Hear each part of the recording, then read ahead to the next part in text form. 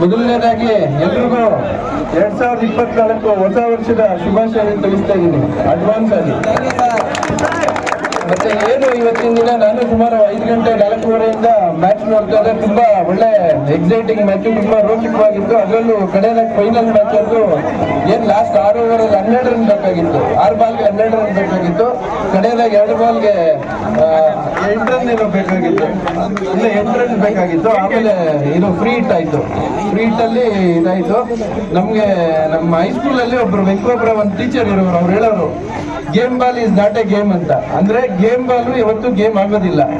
Game complete ಆದಾಗೆ last ball ವರ್ಗೂ ನಾವು ಆಡಿದಾಗೆ ಯಾವತ್ತೇ ಆಗಲಿ ನಾವು ಕಂಪ್ಲೀಟ್ ಆಗುತ್ತೆ. ಕೆಲವರು ಸೆಲೆಬ್ರೇಟ್ ಮಾಡ್ಕೊಂಡು ಹೊಟ್ಟೋದ್ರು, ಗೇಮ್ ಆಗೋಯ್ತು ಅಂದ್ಬಿಟ್ಟು ಕೆಲವರು ಸೆಲೆಬ್ರೇಟ್ ಮಾಡಿದ್ರು. ಬಟ್ ಲಾಸ್ಟ್ ಬಾಲ್ ವರ್ಗೂ ಗೇಮ್ ಇದ್ದೇ ಇರುತ್ತೆ. ಆ ಒಂದು ಕ್ರೀಡಾ ಸ್ಫೂರ್ತಿನ ಇಟ್ಕೊಂಡು ನಾವು ಏನು ಸ್ಪೋರ್ಟ್ಸ್ ಆಡ್ಬೇಕಾಗುತ್ತೆ.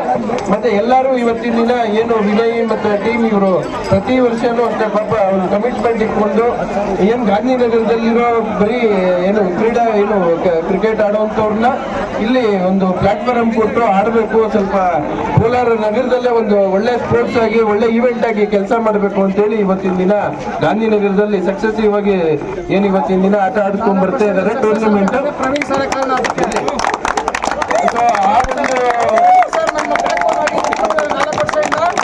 ಏನು ಇವತ್ತಿನ ದಿನ ಗಾಂಧಿನಗರದ ಯುವಜನತೆಗೆ ನಾನು ಒಂದೇ ಒಂದು ಮಾತು ಹೇಳೋದಕ್ಕೆ ಇಷ್ಟಪಡ್ತೀನಿ. ಗಾಂಧಿನಗರದ ಯುವಜನತೆ ದಯವಿಟ್ಟು ಏನು ಒಂದು ಇವತ್ತಿನ ದಿನ ಸಿಗರೇಟ್ ಆಗಿರ್ಬೋದು, ಮಾದಕ ದ್ರವ್ಯಗಳಾಗಿರ್ಬೋದು, ಡ್ರಗ್ಸ್ ಆಗಿರ್ಬೋದು, ಇವೆಲ್ಲ ಬಿಟ್ಟು ಏನು ಇವತ್ತಿನ ದಿನ ವ್ಯಾಯಾಮ ಮಾಡೋದಾಗಿರ್ಬೋದು, ಮತ್ತೆ ಕ್ರೀಡೆಯಲ್ಲಿ ನೀವು ಏನು ಇನ್ವಾಲ್ವ್ ಆಗೋದ್ರಿಂದ ಈ ಮಾದಕ ದ್ರವ್ಯಗಳಾಗಿರ್ಬೋದು, ವ್ಯಸನಗಳನ್ನ ಬಿಟ್ಟು ಏನು ಮೇನ್ ಸ್ಟ್ರೀಮ್ ಸಮಾಜದಲ್ಲಿ ಏನು ಮುಖ್ಯವಾಹಿನಿಗೆ ಬರಬೇಕು ಅಂತೇಳಿ ನಾನು ಎಲ್ಲರನ್ನೂ ಮನವಿ ಮಾಡ್ಕೊಳ್ತೀನಿ.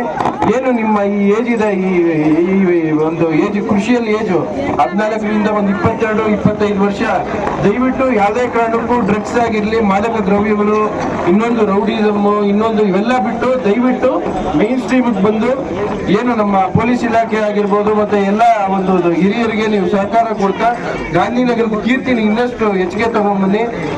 ನಿಮ್ಮೊಂದಿಗೆ ನಾನು ಇವತ್ತಿನ ದಿನ ಏನು ಇದಕ್ಕೆ ಮುಂಚೆ ನಾನು ಯಾವುದೇ ರಾಜಕೀಯದಲ್ಲಿ ಇರಲಿಲ್ಲ, ಆವಾಗಲೂ ನಾನು ನಿಮ್ಮ ಜೊತೆಗಿದ್ದೆ, ಮುಂದೆನೂ ಅಷ್ಟೇ ರಾಜಕೀಯದಲ್ಲಿ ಇರ್ತೀನೋ ಇರಲ್ಲೋ ಖಂಡಿತ ಗಾಂಧಿನಗರದಲ್ಲಿ ನಾನು ಕೊನೆ ಉಸಿರೋರ್ಗೂ ನಿಮ್ಮೆಲ್ಲರ ಜೊತೆಗೂ ನಾನು ಏನು ಈ ಒಂದು 2 ಮಾತು ಮಾತಾಡೋದಕ್ಕೆ ನನಗೆ ಅವಕಾಶ ಕೊಟ್ಟ ಎಲ್ಲ ಒಂದು